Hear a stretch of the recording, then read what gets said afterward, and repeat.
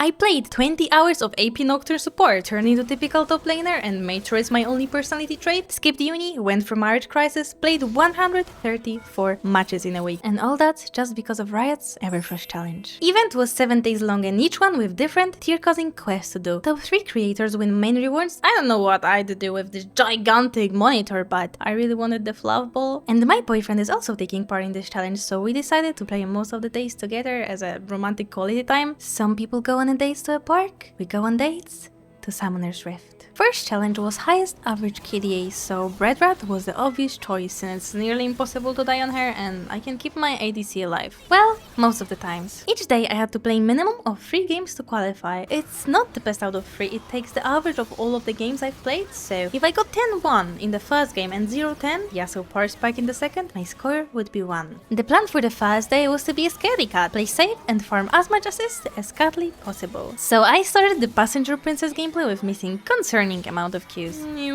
Never mind, not Nyum. So the question is, why do I have 2 points in Q, 2 points in W and 2 points in E? I don't know, but the teamwork was going well, we weren't dying, even got some kills, so the beginning seemed perfect. Unfortunately, our teammates were not doing as well. I think we did a pretty good job so far. But it was actually really good for us, since the longer the game goes, the more kills we can get, and we were really strong at that point of the game, so there was no killing us. Oh, and every game I've played in this challenge was either a swift play or a draft game. Don't worry, no ranked game was hurt. But help me, I'm just a cat! I'm stealing that! Oh.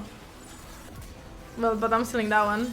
And even though I didn't manage to steal a lot, it was honest work. And I finished the game with 3-0-26, which gave us 29 KDA. And then my plans were shattered like a glass. Yuumi got banned. But on the good side, on Soraka I could look at them up and also get assists without even being there. But this game was basically a nightmare. I was dying, and the KDA looked like a nightmare. I thought this whole challenge is over, it's gone, I'm gonna get the last place. Somehow I managed to save it somewhat of the assists and I got 14 of them and 5 deaths. Last game I got 1 kill, 5 deaths and 24 assists. And overall I got first place from today's challenge. I already told you about the main rewards, but there are also daily rewards and creators get orb codes that I can give out to you guys. Here are the codes. To claim them, you have to go into your shop, your account, redeem codes, and you paste it here. And it's one-time use only. I mean, only one person can use it, so whoever gets it first, gets it first. Second day was most points earned from winning games and turret takedowns. 2 points for destroying a turret and 3 points for winning a game, and there was no limit on how many games I can play. So I did what every responsible adult would do. I woke up,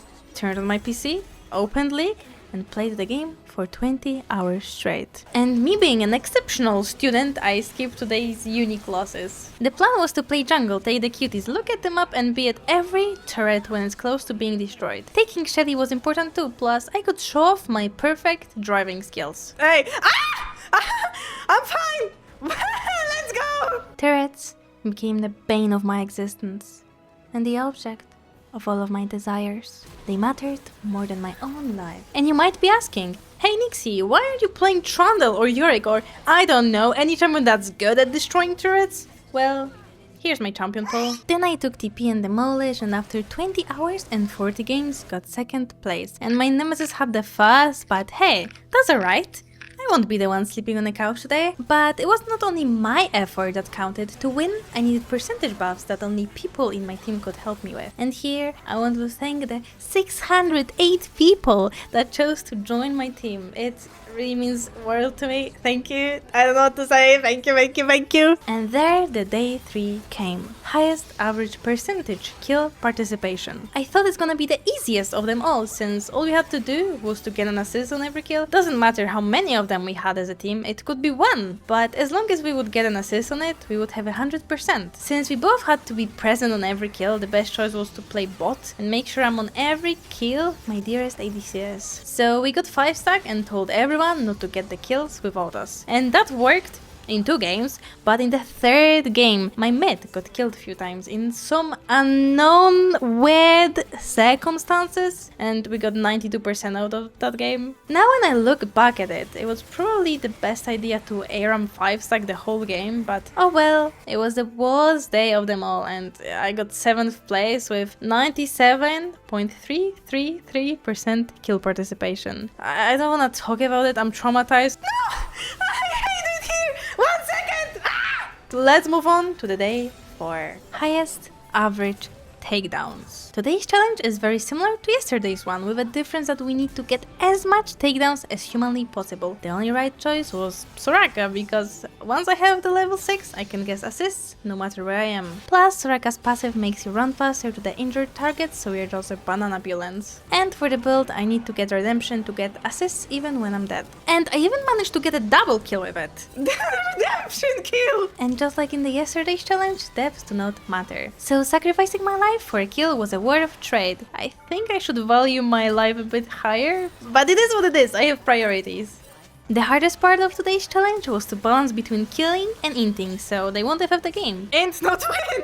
Exactly, Sharky! We played in 5-stack today as well, so don't worry, no random was hurt. We were killing, dying, and Yunara got a lot of kills, so she was like, okay, I can carry this, I got this, we got this. And at this point we were doing everything except finishing the game in hope we can get more kills, and we did! We got 69 takedowns out of this whole game. In the next 2 games we did the very same thing, and we had 44 and 35 takedowns because, well, the games weren't as long, and that gave me the average of 49.333 takedowns and the 2nd place. And in general ranking, I have 3rd place right now, which is really scary. I was really scared of my 3rd place and the plushie in the Poro, because the person that has 4th place, he has way more buffs than I do, and yeah, it was just scary. So I had to really lock in for the next 3 days. Day 5. Most points earned from Dragon and Baron takedowns. Finally a challenge in which I didn't have to get out of my comfort zone to play it, because I'm a jungle main, that's all I do. Dragon, Barons, I can spend my whole life in the jungle, that's what I like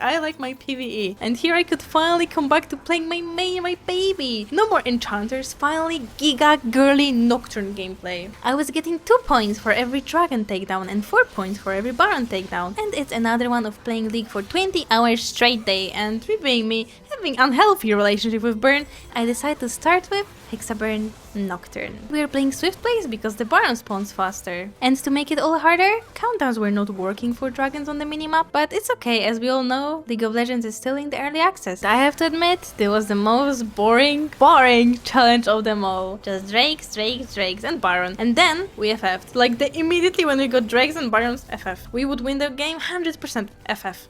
We don't care. We get no points for winning. Next. Then after like 20 games, I switched to playing Teemo since everyone thinks I made him anyway, so I might as well. After 20 hours and 42 games, I got the 2nd place. And I've played for 20 hours straight. The person that got the 1st place, they had to play for 24 hours straight. I swear to God, I could not catch up to them. Oh man, I should have not slept for those 4 hours. Day 6. Highest average gold earned. The day I was the most scared of, and the day that could cost me my 3rd place. Since most of people play Draven, Twisted Fate, Pike or Gangplank, or I don't know, anything that gave you gold, but I couldn't do that. I cannot play any of those champions, so I did what I can do best. Nocturne Jungle. And that was the only day I played off stream, since communication was super important. And so was the build. Triumph, additional 20 gold on kill. Cashback, 7.5 gold back while buying legendary items, but more about it later. Collector, kill grants 25 more gold.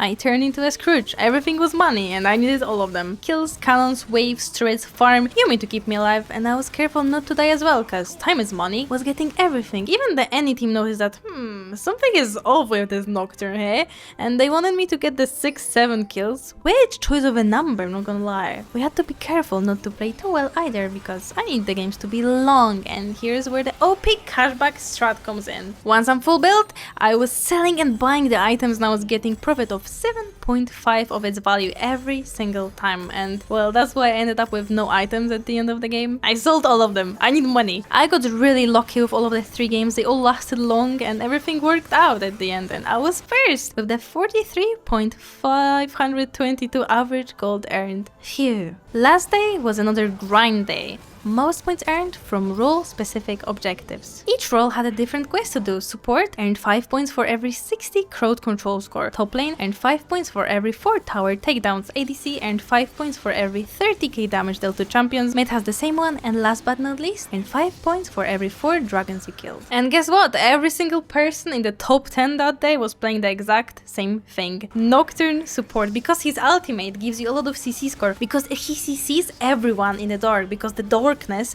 it counts as a CC, so it was OP. Everyone was playing Hexaburn, not Hexaburn, everyone was playing Nocturne. And obviously we had to build it for the lowest cooldown of the ultimate possible, so Malignance, Experimental Hexblade, Action Marks, CC cooldown boots, and 2 items with plus 25 ability haze, which was Cosmic Drive and Horizon Focus. And when I tell you everyone was playing that, every single content creator was playing that build. So the plan was to get level 6 as fast as possible, so I was not going off the lane unless I had to. And then press ultimate as soon as it gets off cooldown. Doesn't matter if I'm gonna get any value of it, doesn't matter if I'm in the base somewhere, I don't care. Just ult the second it spawns. And honestly, after a few matches like that, I was questioning my own sanity. My ADCs were questioning my sanity because I was playing with randoms, like I was playing alone.